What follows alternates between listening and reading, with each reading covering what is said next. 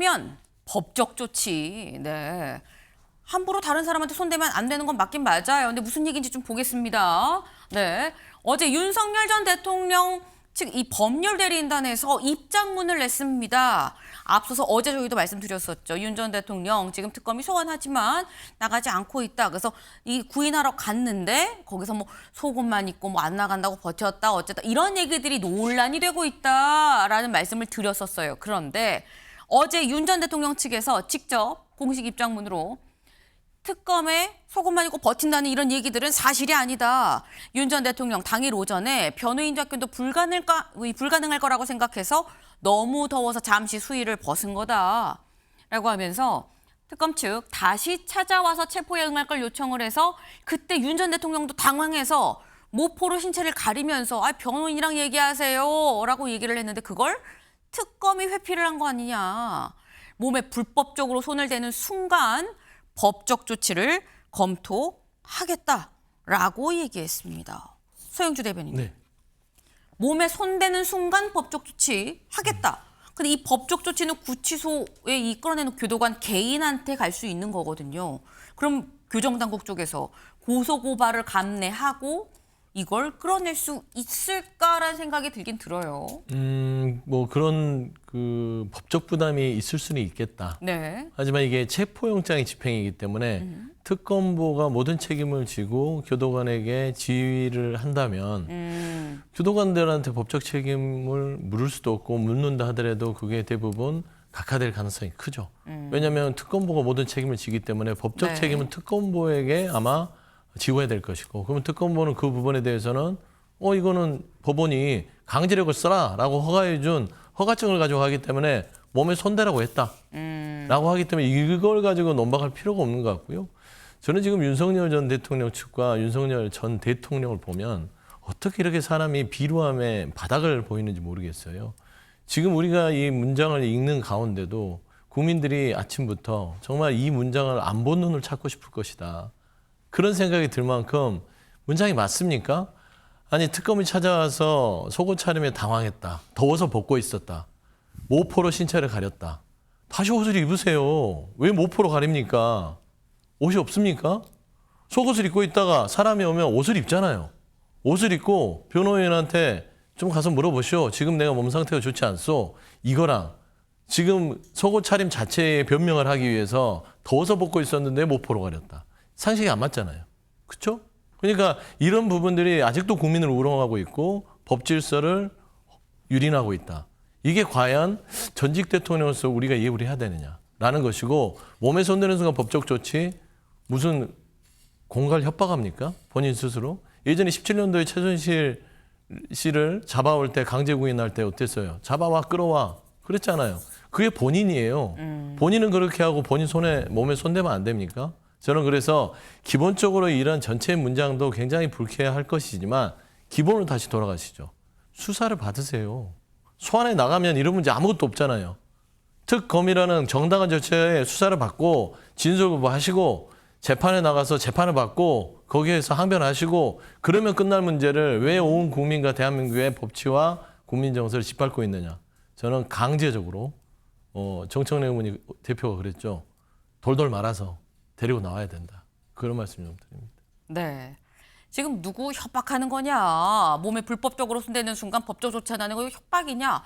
아니 들어오면은 모포로 가리지 말고 옷을 입으면 되는 거 아니냐. 뭐 이런 말씀을 지금 하셨어요. 근데 그러면서 본인은 국정농단 사건 할 때 안 그랬잖아요. 지금 요 얘기를 어제 특검이 직접 했습니다. 어제 특검보 뭐라고 얘기를 했느냐. 같이 볼까요?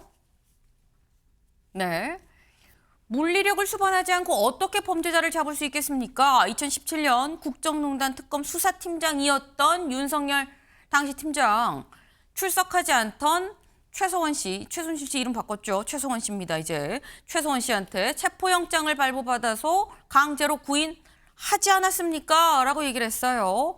그때 강제로 최성원 씨가 끌려 나오면서 특검은 더 이상 자유민주주의 특검이 아닙니다. 라고 말을 했고, 그 지나가던 청소부 아주머니가 하네 라고 말을 했잖아요 라고까지 얘기를 했어요. 상당히 자세히 좀 얘기를 했습니다. 윤 전 대통령이 어떻게 수사했는지 잘 알고 우리도 똑같이 적용하는 겁니다. 아, 그때 그런 얘기가 있었지. 기억나시나요? 제가 그때 모습을 살짝 좀 준비를 했습니다. 같이 보고 오시죠.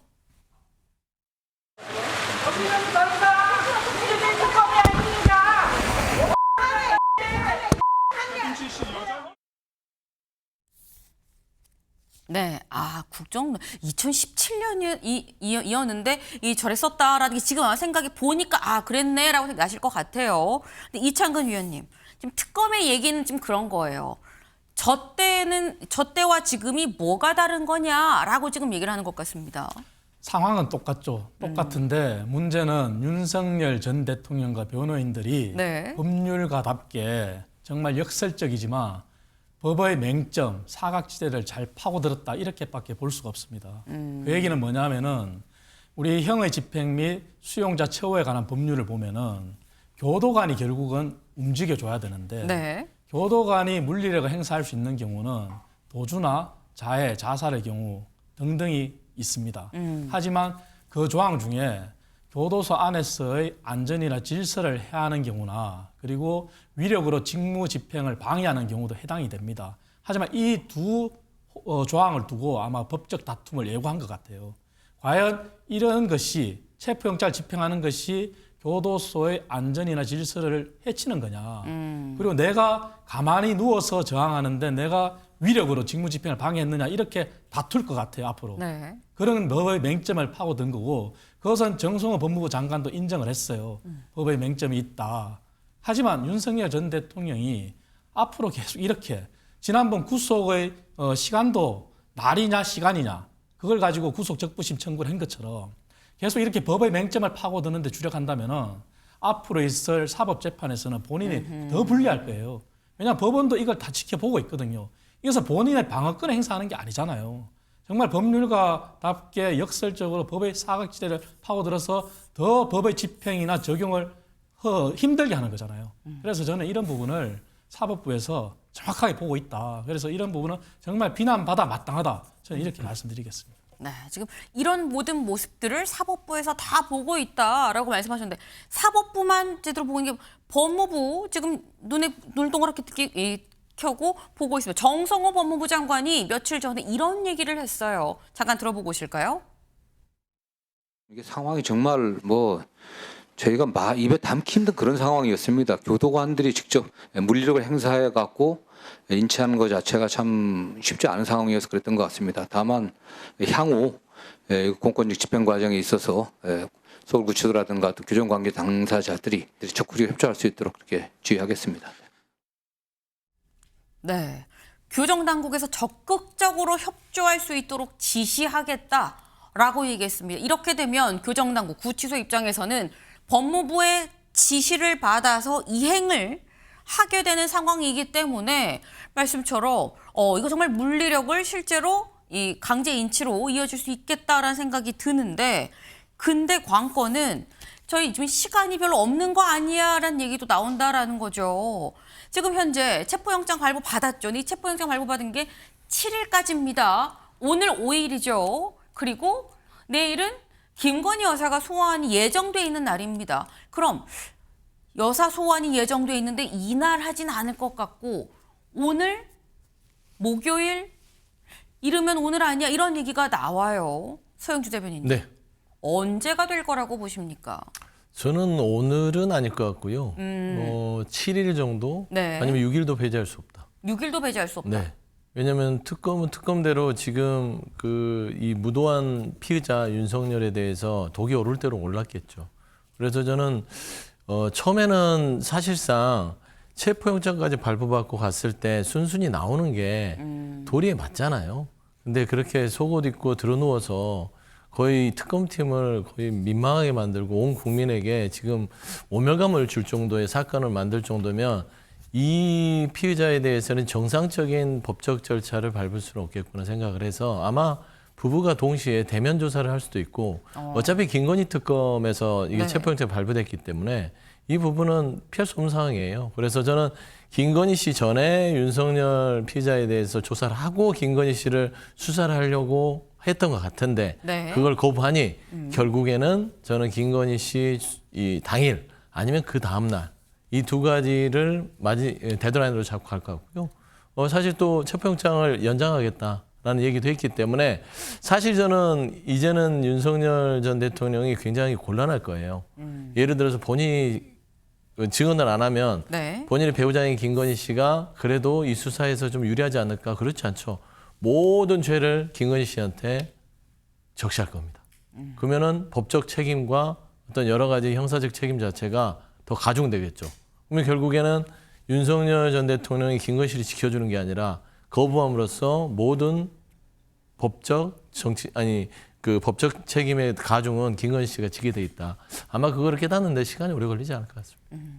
일종의 죄수의 딜레마 비슷한 좀 그런 말씀을 지금 하셨어요.